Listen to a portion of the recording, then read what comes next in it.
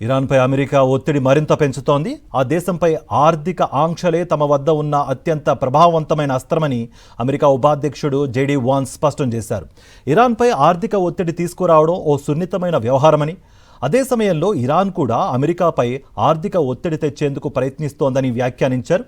అయితే గత కొన్ని వారాలుగా ఇరాన్పై ఒత్తిడి ఎక్కువగా ఉందని వాన్స్ తెలిపారు. హర్మూజ్ జలసంధి మూసివేతతో చమురు ధరలు పెరిగాయి.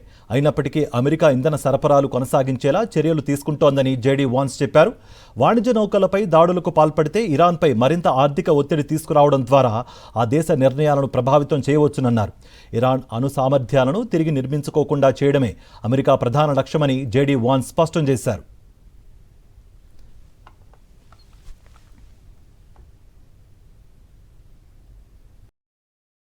మరిన్ని అప్డేట్స్ కోసం ఛానల్ ను సబ్స్క్రైబ్ చేయండి. నోటిఫికేషన్స్ కోసం బెల్ ఐకాన్ పై క్లిక్ చేయండి.